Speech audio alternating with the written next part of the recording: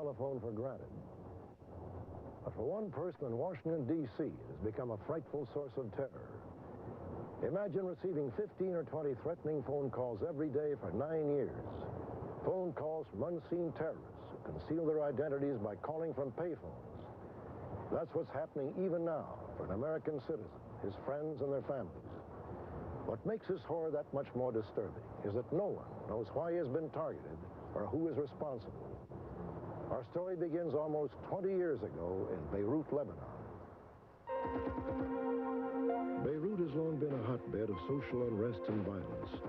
It is indelibly etched in our memories from the tragic events in 1983 when an Arab terrorist drove a truck loaded with explosives into Marine headquarters, killing 241 people. 9 years earlier, Bashir Khosrowshahi and his wife Gail, both American citizens, had moved to Beirut. Gail was a professional singer who entertained at the Phoenicia Hotel, a well-known gathering place for Middle East diplomats and arms dealers. Shortly after midnight on July 1st, 1974, Bashir was on his way to pick up his wife at a party hosted by a Saudi princess.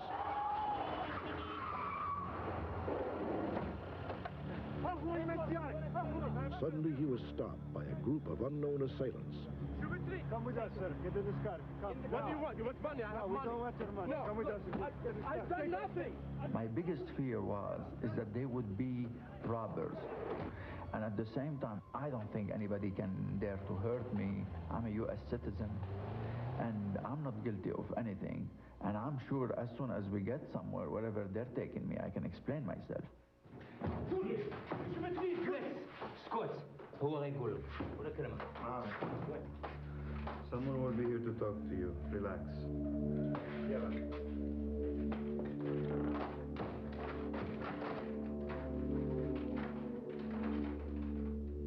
Bashir was now in the same frightful situation in which dozens of Westerners would find themselves over the years.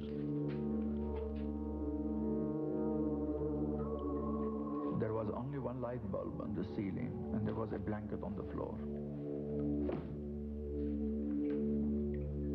All what I hope is that it has something to do with politics, so then I explain myself, and they will find out immediately I'm not a politician.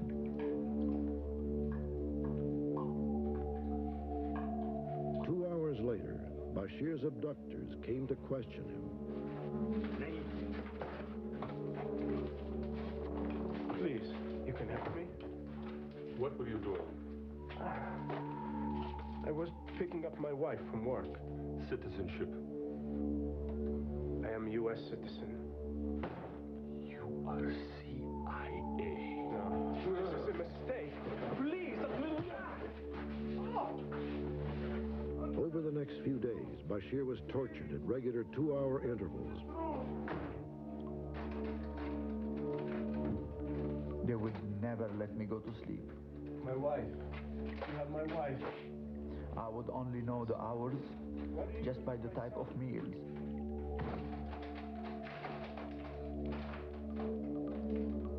On the 5th day of his captivity, Bashir began to hallucinate, imagining that he heard the anguished screams of his family.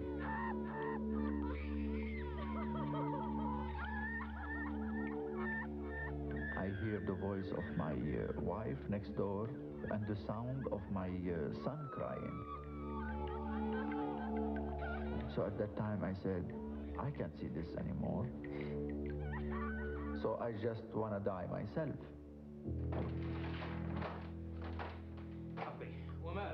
Bashir slit his wrist with a jagged piece of plastic. The terrorist rushed him to a hospital where doctors saved his life. Eventually, with the help of the hospital and his family, Bashir's release was negotiated. But to this day, he has never learned who took him hostage or why. 2 months later, Bashir returned to the United States. He soon divorced and started a career as a manager of an exotic North African restaurant on Hollywood's Sunset Strip. The restaurant quickly became popular with recording stars, movie stars, and celebrities. Within just a few years, Bashir and his family would operate restaurants in Philadelphia and Washington, D.C. But in 1982, just as Bashir appeared to have his life in order, he began to receive the first in a series of threatening phone calls at the restaurant in Washington. I don't know, it sounds very strange.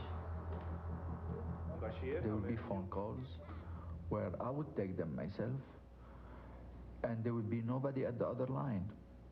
Nobody would say anything. They would only breathe. This is Bashir. Who's this? What? This time, you'll be killed. Who is this?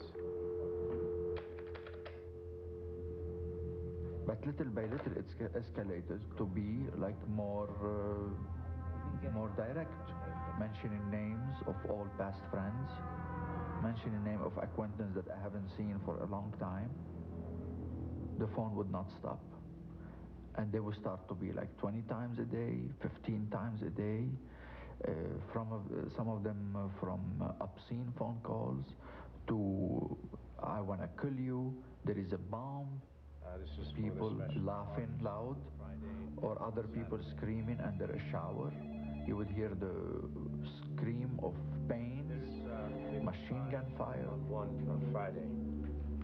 Marrakesh. Hello?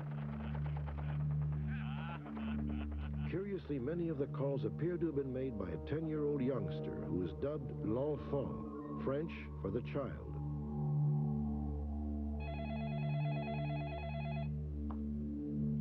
The calls continued, becoming more sinister, more menacing. Marrakesh?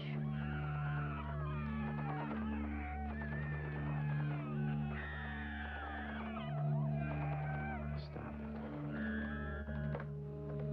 it. It immediately triggered the kidnapping at that time. The voices of screams is the same voices that when I used to be a captive, I would hear them from other prisoners. I wasn't alone into that place. I would hear exactly the same voices. May 1986. The harassment turned violent.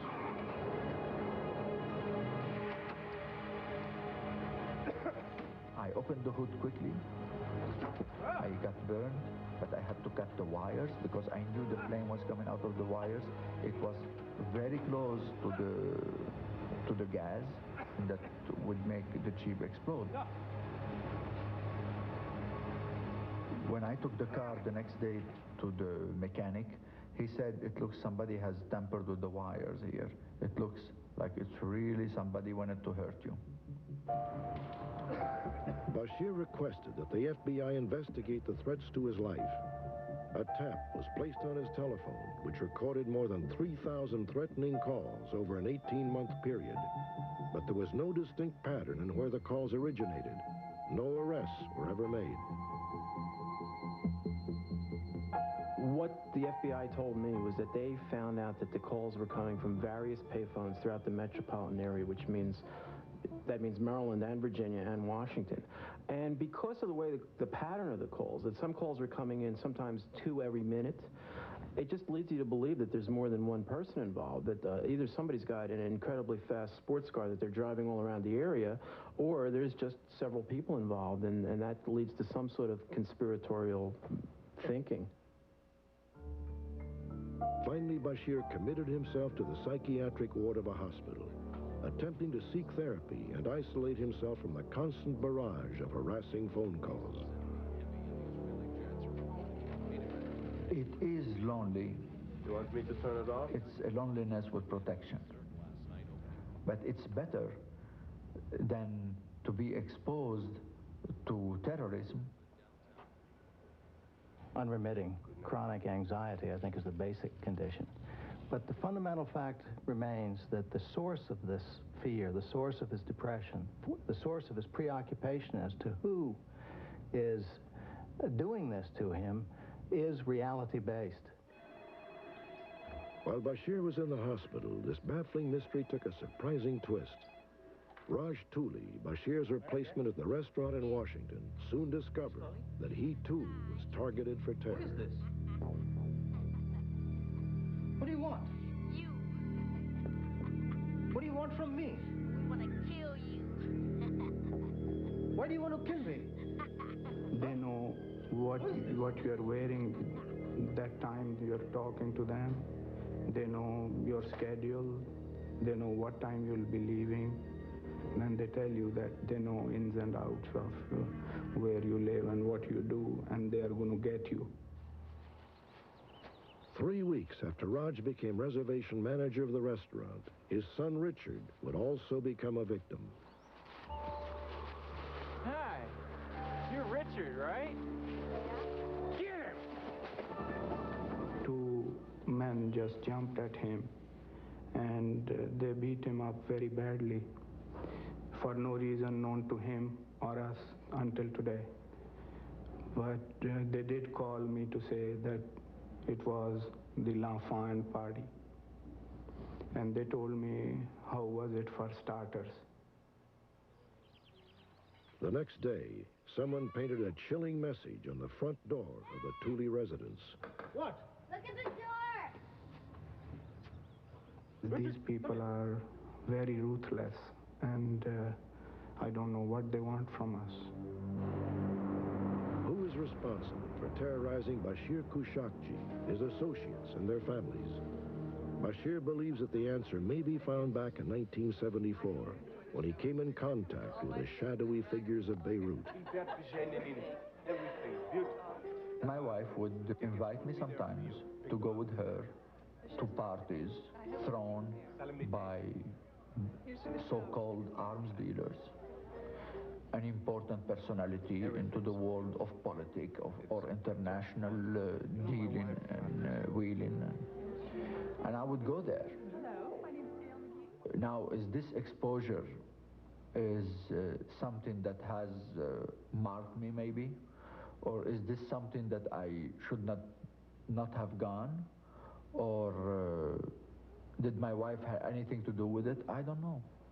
It's possible that when he was kidnapped, that he saw some people he was not meant to see. That possibly, and this is really speculating, that possibly those people then became diplomats or became high mucky mucks in some countries' diplomatic service, that they are here in Washington, that when they found out Bashir was coming to Washington, that they didn't, and when they found out that he was going to run this Middle Eastern restaurant, which as it turns out became very successful and was a mecca for a lot of Middle Eastern people, that possibly they just didn't want him around, and that this was their way to, it's like Gaslight, the movie Gaslight. They want to drive him nuts and remove him from the scene. Have there been any calls from me? Bashir has been living in the psychiatric ward for 6 years. The first 2 were from L'Enfant, but the third was from Dr. Wiley. Fine. The terrorists have found a way to harass him, even behind the protective walls of the hospital. To this day, Bashir continues to receive an average of 7 calls every week from L'Enfant.